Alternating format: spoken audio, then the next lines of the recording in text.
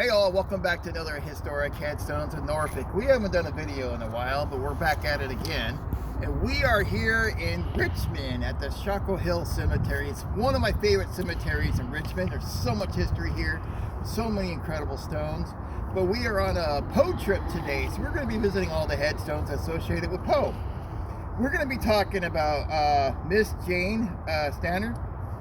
She died April 28th, 1824. That's a long time ago. It's almost 200 years ago. When Poe was only 15 years old, he met her through a Richmond classmate named Robert Stanard. Miss Stanard was a bit of an eccentric, prone to bouts of melancholy, and gradually went insane before her death. That's not a good way to go.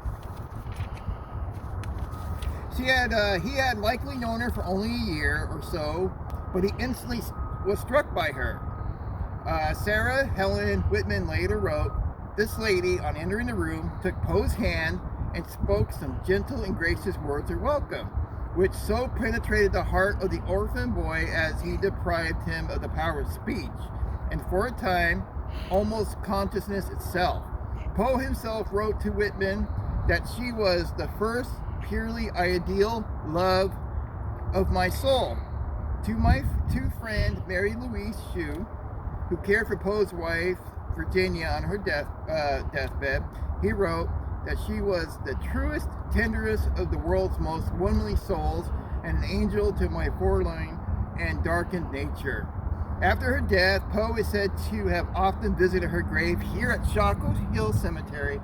Right here, Poe came 100 couple times to visit her.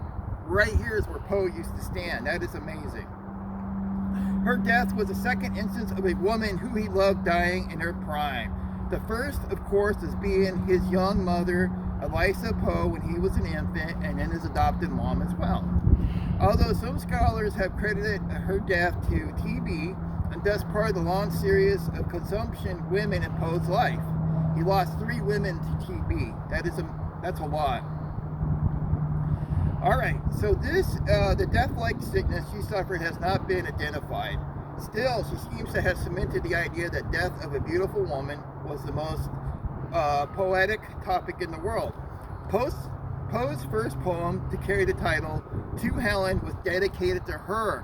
So I don't know how many of you guys have read the To Allan poem, but it's all about her. I'm going to go ahead and read you the poem, To Helen. Helen, thy beauty is to me like those barks of yore that gently overperformed ye see, this way-worn wanderer bore to his native shore.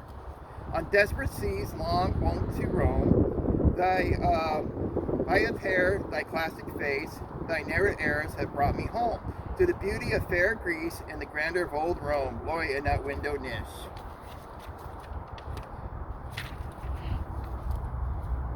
How statue-like thee stand, the folded scroll within my hand, a sight from the regions which are holy land. Alright, so she is buried here. This is a beautiful stone with the, and it has a plaque here at the bottom. It actually says, I'm going to get out of the way because my shadow is horrible, Poe's Helen, Helen like thee human eye, thy uneasy violets lie. There the reedy grass shall wave over the old forgotten grave.